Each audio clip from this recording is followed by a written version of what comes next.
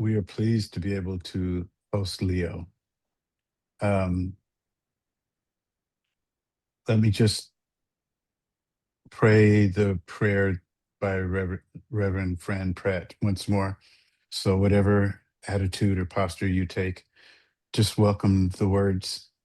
We pray for those who have been unjustly detained by a corrupt arm of our government. May they be protected, strengthened, comforted, and liberated. May they be healed. May they come to thriving abundance and a life free from worry. May they go about their lives free from illegal and unjust detention and harassment. May the corrupt plans of masked men claiming to be government operatives be thwarted at every turn. May there be an end to the actions of these masked men and an end to the injustices they perpetrate upon people going about their business in our country. May this corruption meet a swift end. May those in power over these organizations quickly realize their error, harm, and bigotry and turn from evil. May healing come to those harmed. Enlarge our ability to practice compassion for these masked agents, compassion for people who've been brainwashed by a toxic culture, who have been taught that power is only wielded with weapons and force, and who are perhaps so desperate for a paycheck that they would stoop to terrorizing children.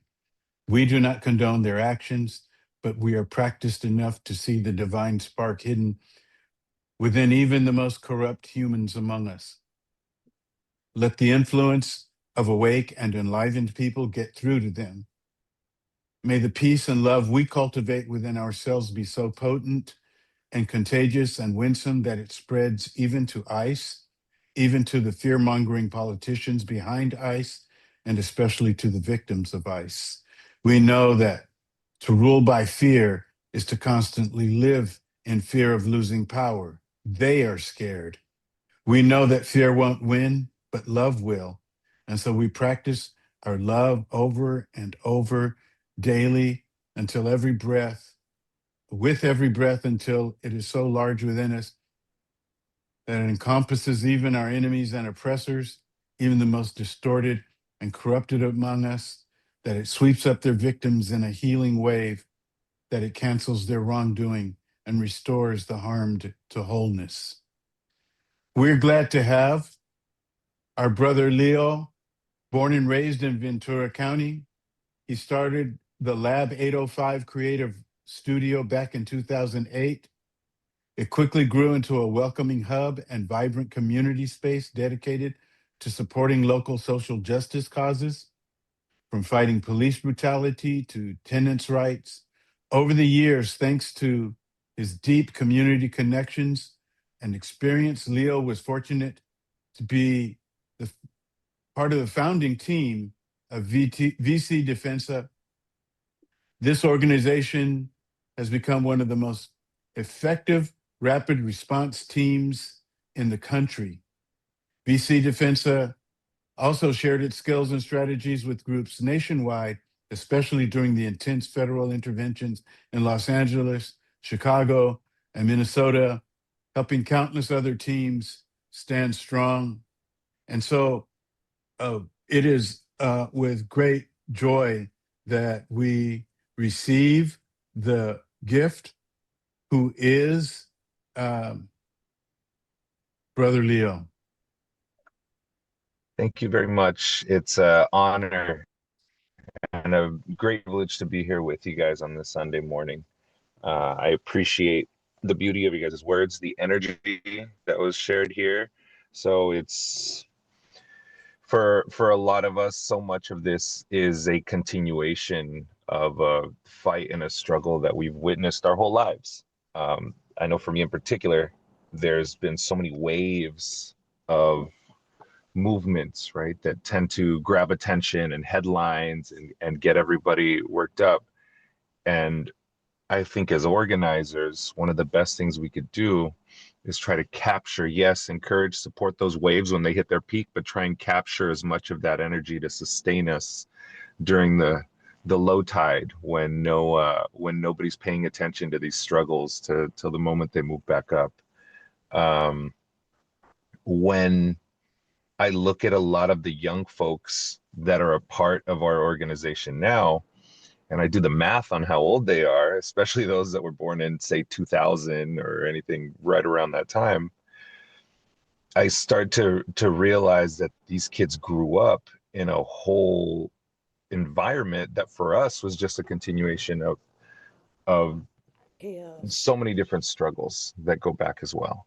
Um, right now, we're dealing with the ICE immigration terror in our neighborhoods, but so many of the new volunteers that came in as soon as we formed this group were a direct result of the outrage and feeling the impotence of the last year and a half of watching Palestine get obliterated in front of our eyes, watching the death and destruction in Palestine, watching the mutilations, watching the cruelty, and feeling impotent and not being able to do anything about that. So that's where so much energy came into our movement from those folks, me included. Before that, it was the pandemic. Before that, the deaths that we had in the pandemic. So many of our older folks, so many people that had health issues, so many people um, that paid the price for us to make it through the pandemic. Before that, it was the George Floyd uprising that happened, where we saw some of the biggest actions in Ventura County that the county had ever seen, and it was all put on by young Black folks, high school age kids, college kids. We came out and supported so many of them when they first started, and for so many of them, that was the first protest that they'd ever been a part of or ever organized and put together. So some of those volunteers are still with us now in BC Defensa. Before that, it was the No Dapple. It goes on, and you see some of these kids now that are 20, 25, 30 years old. I'm like, you guys grew up in this. You guys have seen headline after headline, wave after wave of of attack on our peace, attack on our people, attack on our tranquility, attack on the way of life that we've been able to carve out. And still on top of that, we have to recognize where we make progress too. I think that's super important. Um, for so many of us, we tend to only focus on how these things affect us and how they're hitting us. But we fail to realize, just like you said right now, that the people that are oppressing us, they're scared. They're incredibly, incredibly scared. They're scared that they're losing their us, basically.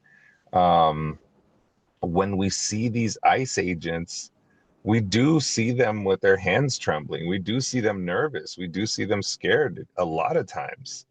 And even though we might be scared as well, we fail to consider how that's affecting them. So many times when you look at the aggression that we see as brown folks, as Black folks, queer, trans folks, people that are pushing for a just new world that is welcoming to all, we see that the people that are opposing us, our oppressors, are fighting incredibly hard to keep on holding on to whatever fragments of the old world they still have. They are fighting incredibly hard, and they have an insane amount of money, and they have an insane amount of resources to be able to throw at this, but there's no love there. They're fighting for an old world that's no longer going to exist. They can't do anything about that. None of them could do anything about that. How many of these aggressive right-leaning MAGA folks have kids that don't talk to them anymore? How Right. many of these folks, like, that's the reality of what they have to deal with and contend with. Um, so for us, it's a continuation on the work that we do. We're incredibly proud of the work that we do. We've been able to form a team that started originally as a few know your rights workshops and maybe a text messaging system. And early on, I remember telling the team, if we're lucky, we might be able to stop one arrest at some point. And fast forward to a year and a half later, we're stopping arrests on a weekly basis, multiple times. We have done so much to empower the communities that we work with, so that they could fend for themselves and they could do their own morning patrols and they know how to respond and react. We've pulled so many volunteers from those neighborhoods as well. But I'm very happy to report that the neighborhoods themselves are kicking out ICE agents on a regular basis. We don't publicize so much of that because in so much of the work we do, we don't publicize because we know that these agents are paying attention to all our social media networks. And because they pay attention to our social media networks, we don't want to throw it in their face in case that they might want to double down and call reinforcements and can hammer us harder, or we just don't want them to really know so much of what we have going on. We've also developed an incredible network of WhatsApp groups on the application, WhatsApp groups that go throughout the entire county that are in every specific hotspot, every hot neighborhood that we have. That's where we put a bunch of energy into. That's where we put messages almost daily. That's where we do updates. That's where people send in questions or they reach out to us for things. That's where we post the most common ICE vehicles. That's where we update with all kinds of different things there. That's where we're really active. And that is very neighborhood specific, which we're really proud of too, because they are able to respond and react with what they have going on. And that's where a lot of support comes from too. When we have, in Spanish, it's called a kermes, which is basically like a fundraiser where you have music and food and it's like a little party hangout, but you're raising funds for a specific family or a specific version. So that's where we post those all the time. Yesterday I was at one, next weekend there's one. And it's really tied in a theme that one of the themes that we've been running with since the beginning of this project is that we have to combine the fun stuff along with the traumatic stuff. We're here to do the work and we're here to process the trauma and we're here to help people on the worst days of their lives. But we have to couple that with things that are going to bring us joy, things that are also going to enable us to smile and move forward and carry on. A phrase that we came up with during the first Trump administration with another collective was that we have to defend our joy and we have to organize our rage, because those are the two roller coaster emotions that we're always going to be dealing with. One of the perfect examples of this is early on in last June when we had federal agents that invaded the county. We had ICE agents from all over the country. We have Border Patrol from all over the country. We had National Guard that had all come to the military bases to stay here so they could terrorize Los Angeles from here. They were going out in the mornings and terrorizing Ventura County, and then they would go to Los Angeles. But they started staying at the hotels. And naturally, all the hotel workers would reach out to us and let us know what hotels they were staying at. And I think my perfect example of the defending joy and organizing rage was on a Saturday. The team got worked up and said, we have to go protest at a hotel. We have to kick them out. We have to make as much noise as possible. And they got their bullhorns and they showed up angry with rage in their soul to just yell everything that they could possibly yell at the hotel, until folks started coming out of the hotel and poking their heads out. And it was good to have that aggression. But I had to show up a little later. And the reason I had to show up a little later is because I had to pick up a bunch of speakers and a sound system, because I figured if we're gonna be showing up here, we might as well bring a party along with us too. And when we set that up and we started blasting every which type of music that we enjoyed, a crowd formed because we did that on Instagram Live too, and then people were sending in requests and people started pulling up, and then it snowballed into an evening of about 200 people. We were having a hotel party and we were there till 2:30 in the morning, I think, and we played everything from Bad Bunny to Kendrick to, like, across the board. People were sending in their song requests, and we basically said, if we're not going to let them sleep. But that's a perfect example of defending your joy and organizing your rage. It's like, yes, you do have to have that rage. It needs to be calm, and it needs to be not calm, but it needs to be with some kind of direction. It needs to be organized, because we have to explain to folks, we don't police anybody's activities here.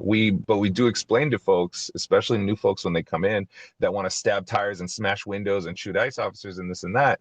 And we got to tell them, hey, nobody's going to tell you that you can't do anything, but you have to be considerate that every action that you do as a part of this group reflects on everybody else that's around us. Not only the other volunteers that are old folks and young folks and retired folks and white, black, and brown folks, but it also reflects directly on the neighborhoods that we serve. And if you do something or if I do something that's wild, we're not going to be the ones that are going to pay the price for that. The price is going to be paid by everybody else around us. They're the ones that are going to have to deal with the repercussions of our actions. So we have to move as responsible as possible, and we have to organize that rage. Um, which is also something that we're very well aware of when we communicate on our phones or when we have our meetings. We always knew that we were going to deal with some type of repression. We always knew that they were going to come after us. So from the very beginning, we're like, we have to be as clean as a whistle. We have to operate as openly as possible. That's why we don't cover our faces. That's why we don't hide who we are. We have to operate like that twofold. Number one, so people know who we are and can say, hey, that guy works maintenance at my school. He's not a domestic terrorist like Christy Nome is saying. Or yeah, we just have to operate as openly as possible. That's our best defense. But also, we wouldn't have so many professionals in our volunteer base. We have doctors, we have surgeons, we have nurses, enough medical practitioners that they formed a whole contingency of about 70 to 80 volunteers that focus on medical stuff. Same thing with education professionals, teachers, school administrators, folks that work within the education system that also form their own contingency within our organization to tend to things that the school wants to take care of, right? Those people wouldn't feel comfortable being a part of our volunteer base if we were doing anything crazy or if we were stepping out of line or if we were doing anything um, of the sorts, which I'm never going to frown upon, and I'm never going to say, hey, we're better than them because we're not smashing cars. And we understand, right? Like riots are the voice of the unheard. Like I also have to give a lot of patience, tolerance, and love and understanding to my folks that maybe don't have the opportunity to organize as effectively, and maybe their rage does get the best of them. We have conversations with rapid response teams across the country, and it hurts my soul to hear the desperation in their voice, and they're calling us because they're like, we don't know what to do, and we saw you guys on social media and you guys seem to have your stuff together, so we're calling in for pointers. It's like, yeah, we'll give you everything that we have as information, but sometimes out of their frustration they feel like they have to go with much more abrasive upfront and different tactics that we would advise against, but also at the same time everybody's got to figure out their own way how to do things, right?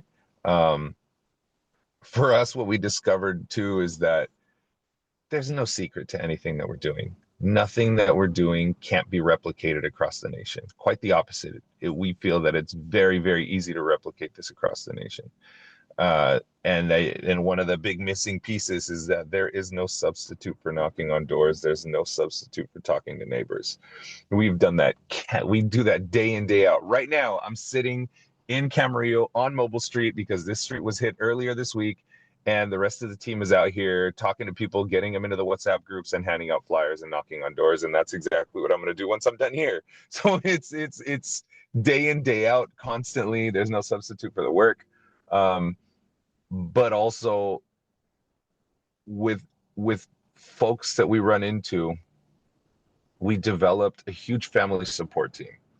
The family support team is there for one main purpose. When somebody is arrested, when somebody is detained, when ICE agents are violently and aggressively arresting folks and brutalizing them or terrorizing a neighborhood, we have to show up and deal with the aftermath.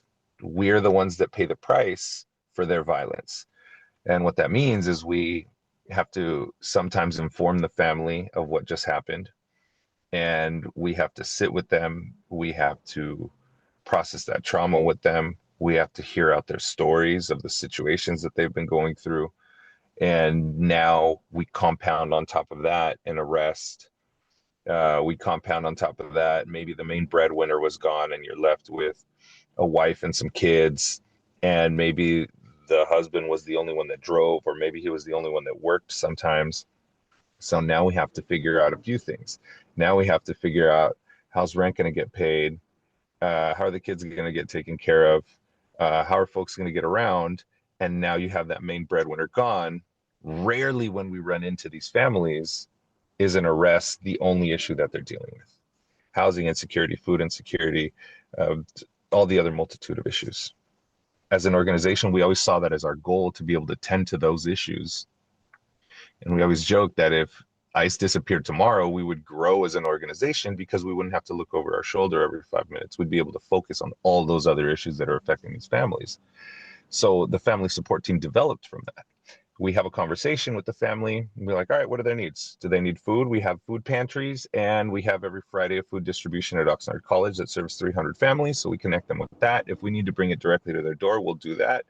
If their kids have any issues that they need in school, or they need therapy or anything else like that, that's where we have the doctor contingency and the education contingency. If the parents need therapy or any services like that, that's where the doctor contingency comes in.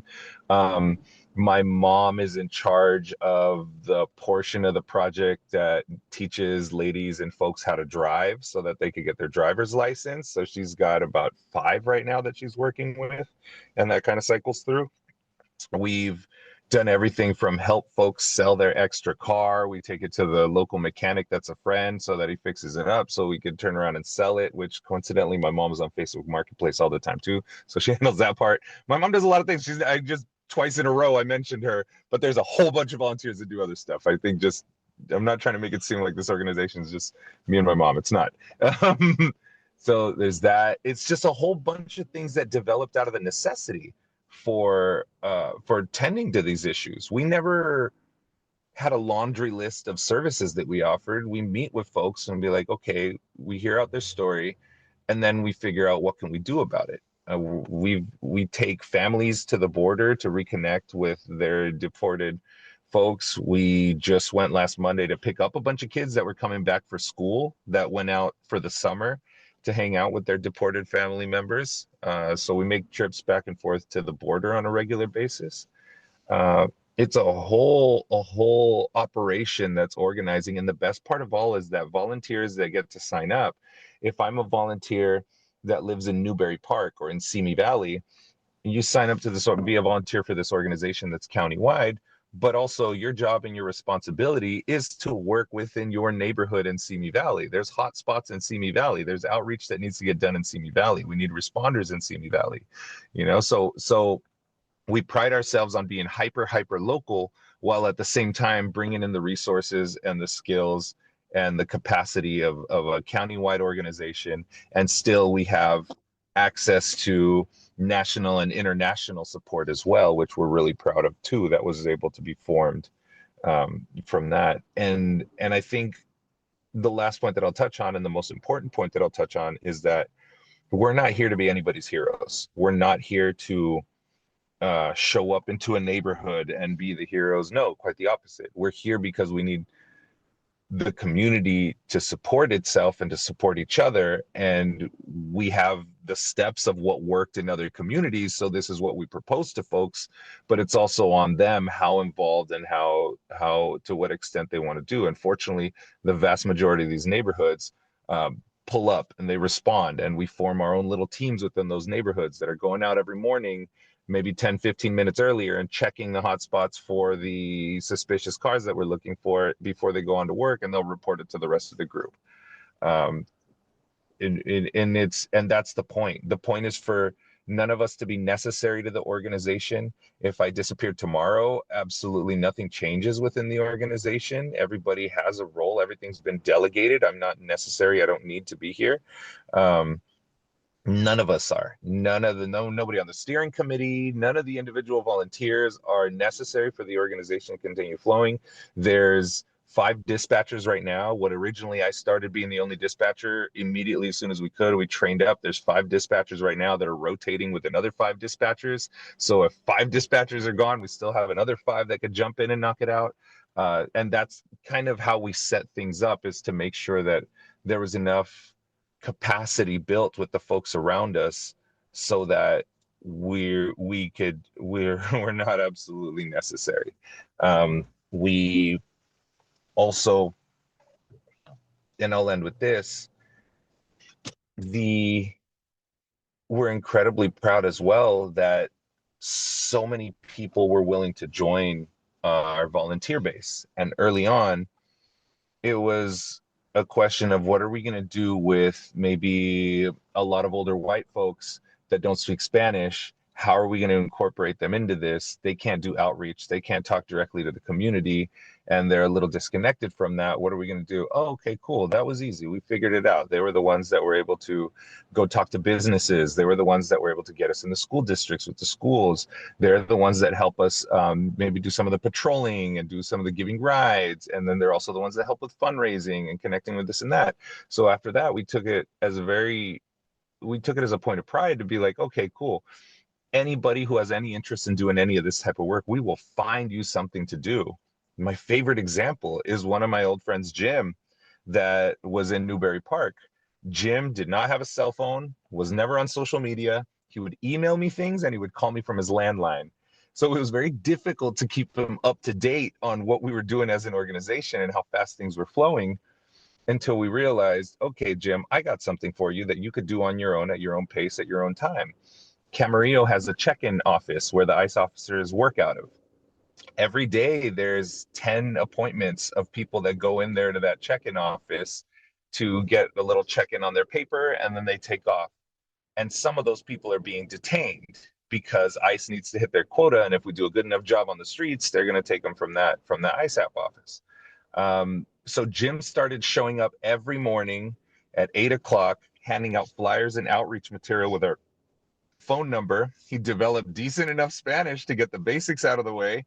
And we would constantly get calls and say, hey, yes, Jim gave me this number and he told me to call you guys because I just had an issue with this, that, and the other. And then we were able to do that, right? So that's something that Jim was able to do that wasn't necessary to be on social media. It wasn't necessary for me to get daily updates from him. He would come by once a week, or he would call me once a week, or he'd shoot me an email twice a week, and then we'd keep in correspondence back and forth. But I knew that Jim had that spot locked down. That was something very well within his capacity. Um, and that part's beautiful. We have a lot of folks that stop us now at this point and thank us for the work that we're doing, especially migrant families, especially undocumented folks, especially older folks that stop us on a regular basis and thank us for the work that we're doing. But I have to uh, respectfully decline those thank yous, because what I have to explain to them is that we were those kids. We were your children. We saw how hard you worked. We saw how disrespected you were by people that couldn't hold a candle to you growing up. We saw you guys get intimidated and bullied in your housing situation, in your workplaces. We saw just in the regular store going along with you how people were disrespectful to you because you didn't understand the language and they looked down upon you. That rage and anger never left our soul. That stayed with us because as little kids, we couldn't do anything about it. So now that we're adults, we know also how lonely it was for you to be in this country. Even if you had a sibling or two, you're operating in a world that you don't understand. We understand that. And now that we're older, we're not going to let go of that. So when we see the opportunity to jump in and be able to back up and support folks, like the work that they put in for us to have the privilege of citizenship in this country means that we're going to go extra hard and put that at the disposal of the community, because not everybody in the community has that privilege of citizenship. So we know that, and that stays with us, and that's why we have to push that line harder, and that's why we put ourselves out there like that. And we will defend them at all costs, because we also understand that nobody wanted to leave their homeland. People left out of a lack of opportunity. People left under the threat of violence. People left under a whole host of circumstances. And when you look at those, the cause of those circumstances, 99.9% of the time, it was because of the United States foreign policy in our homelands. Like, we are the direct cause of the United States' actions. We are the unwanted bastard children of the empire, and we are here claiming what we feel like claiming on this land, and we are unapologetic about it, and we feel that our folks and anybody who has migrated to this country under those circumstances deserves full unrestricted citizenship. It's the bare minimum we could do for folks.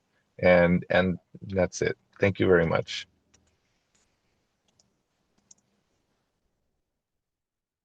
Oh, wow. Thank you, Leo. We have Shella and Ana Rosa here to kind of facilitate a conversation. I have to credit Ana Rosa for being our liaison um, when we were Ana trying to Rosa is arrange amazing. for. Yeah, she is. She's amazing. We were trying to arrange for Lainey to be our speaker last Sunday, and Ana Rosa said, "Well, why don't we just try to get Leo too?" And I thought, now there's a stroke of genius. Yeah, so thank you so much for being with us, Leo. I want to start by asking you the same questions that we asked Lainey last week. And I would ask you, with all the attacks that have happened on VC Defensa and you specifically with ICE agents banging into your car, your truck, with them raiding your household as well as the lab. And of course, there's the Vanessa Valdez and all the other things. What do you do to spiritually fortify yourself? Because I know you said before you never wore an escapulario, but then a volunteer gave you an escapulario that you wear every day now. Yeah, Yeah. like what fortifies you during those difficult times? And then the Yeah, second that question, and once you're done yeah, answering go ahead. that, is how to support the September 6th summit and how we can support as a whole congregation. Yes. Um, I do find a lot of peace right now during the day. I have gotten back into drawing and doodling on my iPad. I've gotten back into sitting in nature while I do that sometimes in the mornings. Um, I'm working on the peace and tranquility. It's a necessary part. The part of the spirituality portion of it is that the other thing that I realized is I run into so many older ladies that say, "Oh, I'm praying for you. I'm praying for you guys. I'm praying for you guys. I'm praying for you guys." And that's where yeah, that's where my little scapulario. I had another necklace that was given to my mom from Padre Solalinde, which is a Mexican uh priest who has a few centers for migrants in southern Mexico and in northern Mexico, and he's a very very well known dude. He gave my mom a necklace after hearing the story and everything too, but it just broke the other day, so I have to glue it back together. I don't have it on me. So that's the other part of that, as far as the spiritual part of that, is that regardless of all the aggression, regardless of everything we've dealt with in the last year and a half, um, even at the height of it, when Glass House was going on, never at any point in this last year and a half have I felt hopeless. I've always felt a tremendous amount of hope, because even in the worst case of situations, when I look around me, there's other volunteers there. The team is there. Everybody's doing something. So I've never felt alone. I've always felt everybody's felt fully supported, and I'm incredibly proud of that, because we believe in each other. And when you have that amount of support, there's people that had only been volunteers for maybe 2 months, but those are people I take a bullet for, because I've seen them in the most stressful situations. I've seen them react when things hit the fan. I've seen them respond. I've seen how they move when the pressure's on them. I've seen where their heart really is. So that's unshakable. That's something that I'm incredibly proud of, to have so much community have our back and have our support. So that's, I think, one of the beauty. Yes, it is a lot of trauma bonding. There's a ton of trauma bonding that we have going on, but also, if we're gonna trauma bond, this is probably the best case scenario and the healthiest way to go about it as well. Like, we joke about that, but it really kind of is. It's the healthiest way that we could probably process this. Um, and we do try to have a lot of informal get-togethers, more this year than last year, because we found the value in that. So I want to be able to think back for these families, for example, that we met during the Glass House raid. So many of them we've celebrated birthday parties with, we've hung out with, we've traveled with, we've done things with. So now when I think about them, I don't think about them on the worst day of their lives. Now I think about all the fun times that we've also had, and their families. And now their kids are back in school, and we took them shopping and this and that and the other. So it is about um, healing as a community and working together to build solidarity as a community. It's a lot funner it's a lot better when you have a lot of different experiences that keep you going. That's also what shields us against the aggression. The truth about the raid on the house, the times I was being arrested, and all those other things. The first time I was arrested by them was the 15th of October, but I'm not the first or the last volunteer that has been arrested, harassed, or had guns pointed at him or pepper sprayed by these ICE agents. That was happening since May of last year, I think it was. So as much as I hate to say it, we did kind of normalize a certain level of interaction with them, a certain type of interaction with them. And those of us that maybe have a little more experience in growing up in hostile environments are maybe a little more steady-handed with these situations. I jokingly say it, but I'm serious when I say it as well, is that I'd been arrested for a lot of dumb things when I was younger, and nobody was cheerleading me on back then. Nobody was rooting for me back then. Now I'm 42, 43, and I know that if I put myself out there and I end up in a risky situation, it's better me than one of the other less experienced volunteers, better me than have this happen to my mom, or that happen to, and it's like I could laugh it off to a certain extent. We have a very strong legal team that has our back 100%.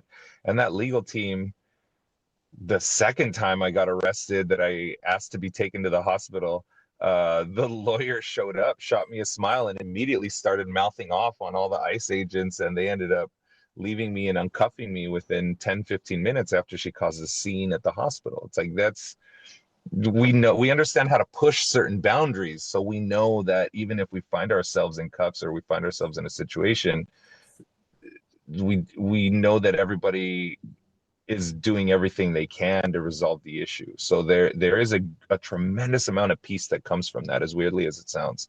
There's a tremendous amount of peace. The minute that I got put in cuffs, I relaxed. I was like, all right, we just got to sit here and wait to see what happens. So that's happened a few times. And we're going to keep going. Even the raid on the house, and the raid on the shop, and the raid on 2 other volunteers' houses. Even that, we saw them come out in full force. There was 50 agents at each location, and they had their geared up and guns and everything else. But at the end of the day, they took some cell phones. That's it. They took some, I think from the shop, they took a bunch of the VC Defensa shirts. They took one of our riot shields. They took a skate deck that had a VC Defensa logo on it. And yes, it seems And the scary. translation equipment. And the translation equipment. You're right. We had to replace the translation equipment.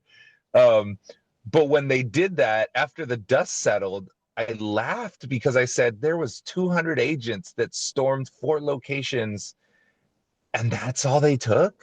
Like, that's what they got. Like, they're desperate. They don't have anything to grab us on. They don't have anything they're grabbing at the air. They're grasping at things that there's nothing there. They're not going to find anything in our phones that's going to incriminate us. They're not going to find guns, weapons, and bombs at the shop. There's nothing for them to grab at. So it goes back to what I was saying, is not only are they scared, but they're trying to grasp onto an old world that doesn't exist. We learned from the Black Panthers. We learned from the repression against the Young Lords and everybody else. We were smart enough to say, hey, no single person could be the tip of the spear on this project. No single person can be necessary for this project to function. We need to be able to distribute the responsibilities and delegate all the tasks that need to get done across the board, so that we're unbreakable in that sense, and so we could stay as flexible as possible. Wow, Leo, that's just powerful. And the whole theme of this, it seems like started with love, like the song, being with love, and then the poem, I love my people, it's just that kind of thing. And then at the very beginning, you said that there's so many young people and there's so much fear that these young people have had to experience, but also on the opposite side of that, again, love, they're afraid too. And I remember I had to pick up one of our clients from the jail, And there were ICE agents standing out there. And I can honestly say my whole body went into this, because they're masked up and everything. And it's just unreal. But you mentioned all of this love. So I'm gonna be short because I know people have questions to ask you, Leo.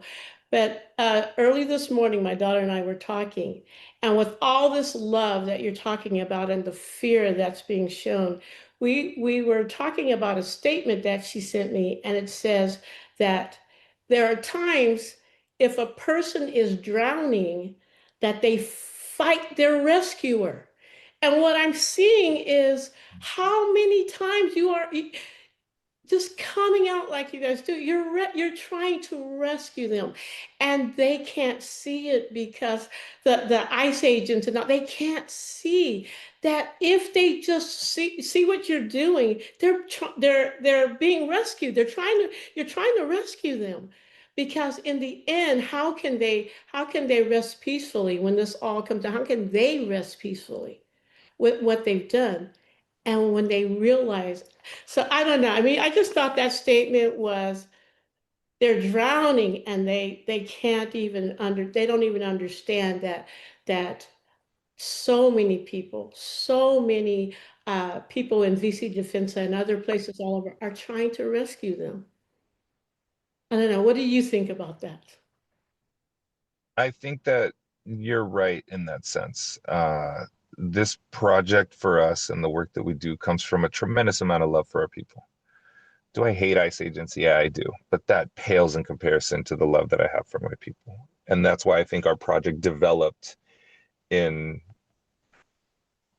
a more wholesome way around the issues that our people have to deal with. And it didn't develop in just focusing on ICE and just zeroing in on the logistics and the details of the specifics of this, that, and the other. It's like, no, it's that I don't care so much about that. Yes, I want to understand how they work so that we could cut them off where we can and we could understand the pressure points.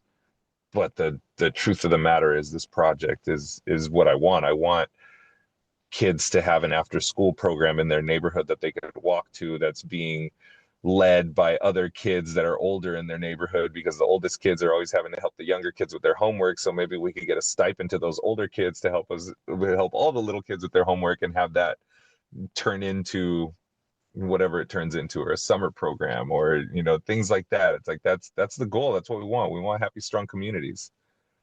And Leo, I've seen the students from Santa Maria High just come together with so much power, and Yeah, trust. Yeah, I have. It's beautiful. yeah. I And can't that's see. the amazing part too, is that you see these, that's what I was talking about at the beginning. You see these waves of action and everybody gets together and you see that power and you see that strength. And you're like, all right, how can we capture some of that? We don't need to capture all that. If I could capture a fraction of that and put it into this, we could do something with that energy. We could do something that's active in the streets, in your neighborhoods on a regular basis that you could incorporate. Because the other part of it is that when those waves hit, when everybody hits this crescendo of these intense moments where everybody's out in the streets with rage and anger, like rage and anger might be something that gets you into the movement, and it might be something to push you for a month or two in this movement, but you need to find something to substitute that with, because rage and anger isn't going to make this movement, and you can't sustain yourself through a year or 2 years or 3 years of doing this type of work with rage and anger. So you need to find some way to transform that into useful energy, something that gives you a reason to get up in the morning, because the rage and anger will drive you into trying to cover all your bases and do as much of it as possible. And then you end up burnt out. You didn't build a team. You tried to do everything yourself because you didn't know how to delegate. And now you're gassed out because you said nobody helped me and I don't know, I can't do all this by myself. That's impossible. We can't do like that. I've done it myself. We can't do that. The So I model that see, you have is powerful.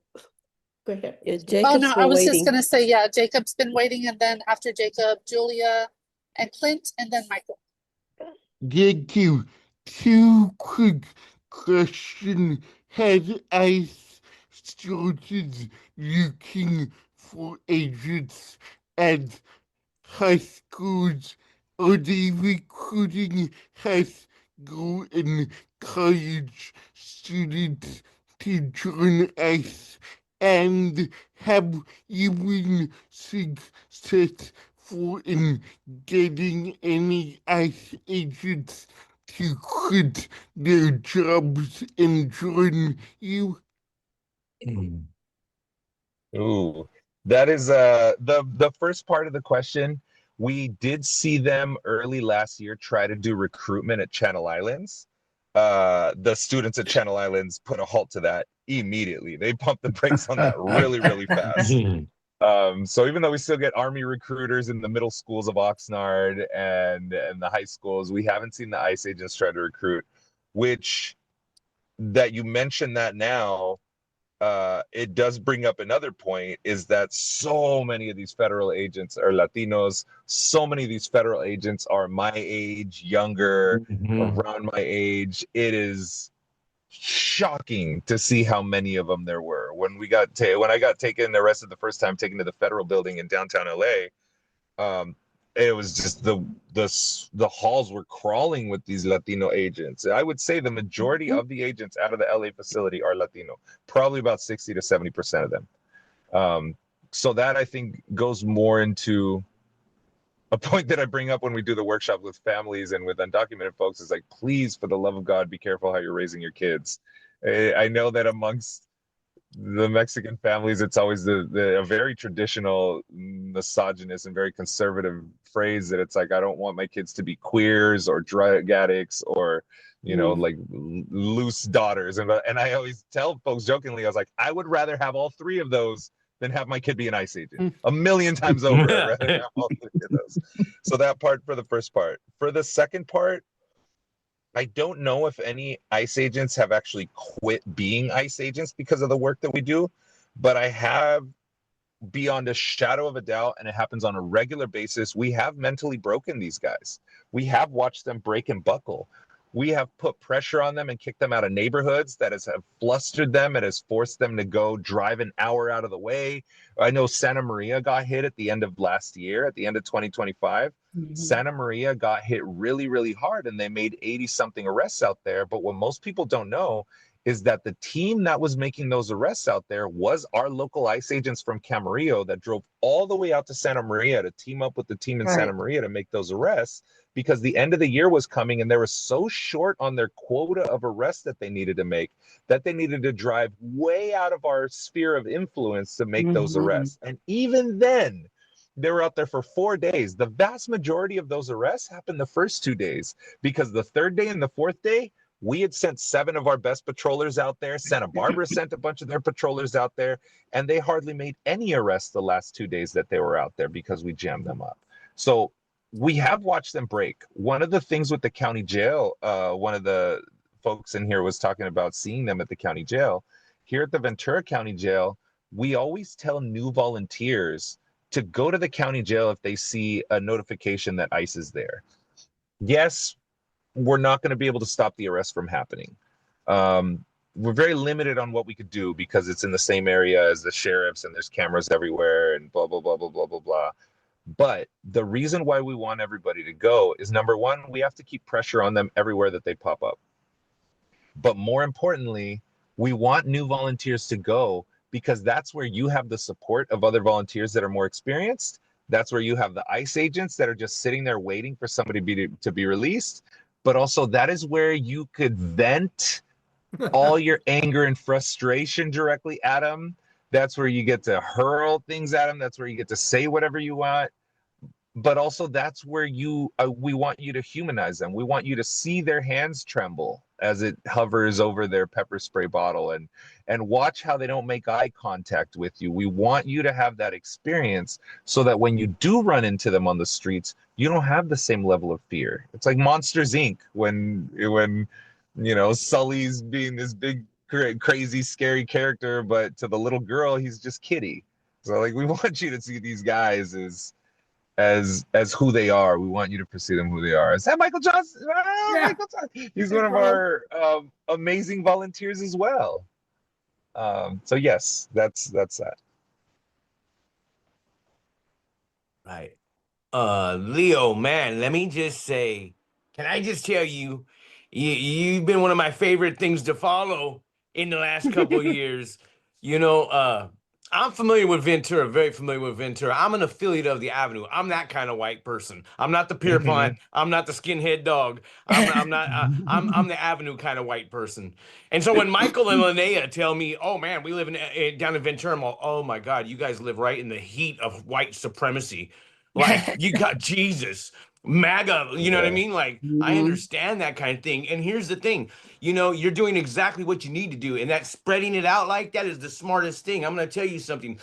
My social media, I don't do social media like to be an influencer, but I started doing it kind of as a social way of speaking out last year. Guess what? They shut me down right after I shared your house getting raided in May. May 16th, I Dang. shared that, and I went from 2.2 million views every month to 100,000. So guess what? Whatever you were doing is right. They don't silence you like that unless what you're saying has Yeah. value. And so, brother, man, keep up doing what you're doing. Thank you for being Yeah. such a shining example of how to like walk through this intelligently and to also make sure to take time to love as well, because that's such an important Yeah. thing. Yeah. I do things stupidly as well, but yeah, I try to do it as intelligently as possible.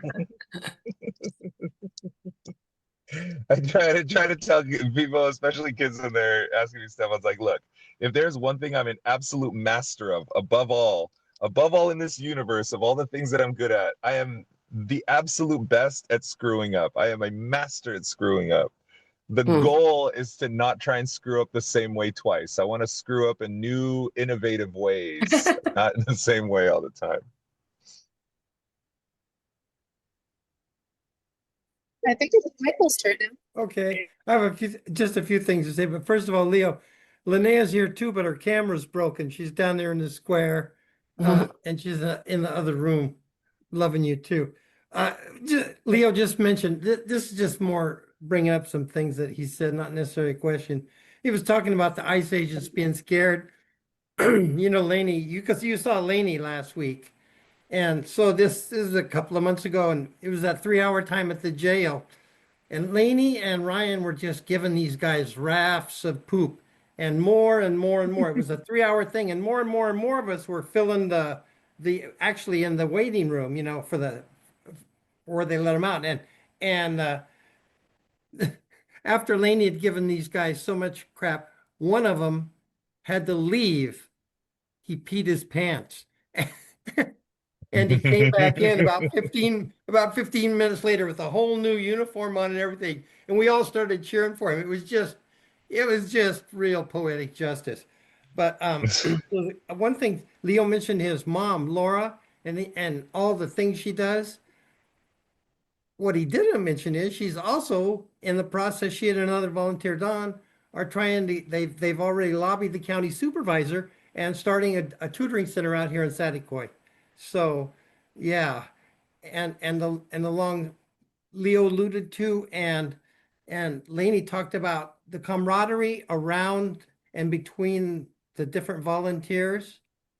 Yeah, Leo's mom took Linnea and I in as friends, and oh my God, we should have her come. I don't know if she'd want to talk to this group, but yeah.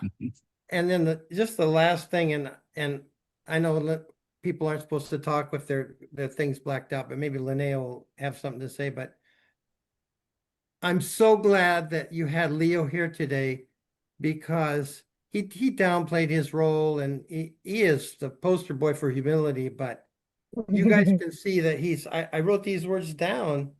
He's like a magnet for justice, a magnet for love, and a magnet for community. So good on us for having him. Leo for Thank, Congress.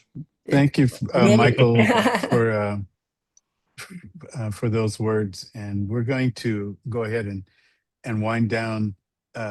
Dan is going to lead us in communion. And I will just say, Leo, when you gave the timeline of things, I actually, you went as far as No Dapple.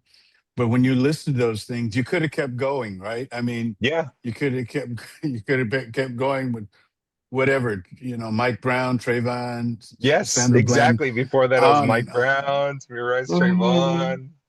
And so when Occupy you listed movement. that, I kind of teared up a bit because Mhm. what I reflected on is, when I was 4 or 5 years old and people asked me what I wanted to be, I wasn't quite sure what I wanted to be, and I'm still not sure what I want to be. I wound up being a pastor, but I'm not saying that is the essence of my identity. I have found, and nobody suggested this to me, maybe to some of you, but when I was 4 or 5 years old, but my whole role in life, as are the people on this screen, is to be the resistance that offers the hope of a new and better world, an alternative way of doing everything.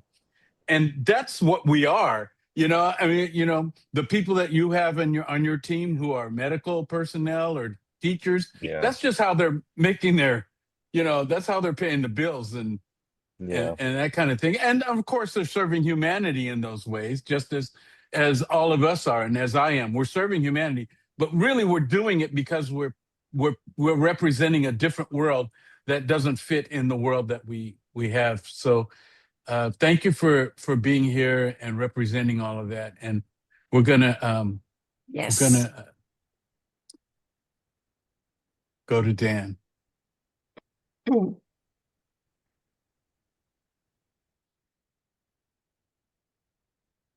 So amazing. Just a picture of the presence of Jesus in every moment, every need and situation. Thinking about communion, I'm just overwhelmed that the infinite, unlimited creator of the universe chose to be reduced to a single cell in a young woman's womb, to be conceived and share with us through every stage of our development, every moment of our experience, of our existence, being born into poverty, born into a stable, laid in a feeding trough, under the oppression of an evil empire, a corrupt religious establishment, and even as a young family, being forced, like Leo's population, to flee their nation, to be outcast, to be poor in a foreign culture, foreign language, having to survive. That Jesus eventually experienced the loss and separation from family. And ultimately, the most overwhelming injustice of false accusation, arrest, torture, and the most excruciating execution known in human experience. And as we said before, when his body expired, when he descended into that realm of death, we know that Jesus embraced every population across every culture, every generation, every language, every geographical place, appealing to everyone to come home to the wonder and wholeness and fullness of who they were created to be, themselves in community. So as we celebrate communion this morning, we have the bread as the image of the body of Jesus. And he has joined us and experienced with us and suffered with us every moment for every person.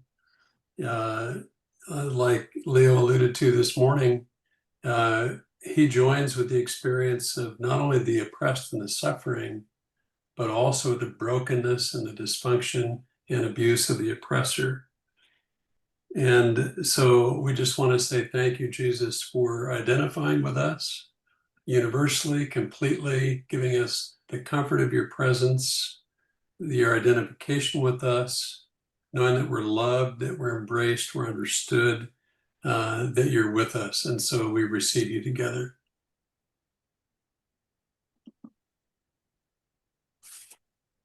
And then with the cup, we know that ultimately the death of Jesus is what provides the possibility of life for all of us. Again, across the whole spectrum of the oppressed and the oppressor. And the good news for us is that the stories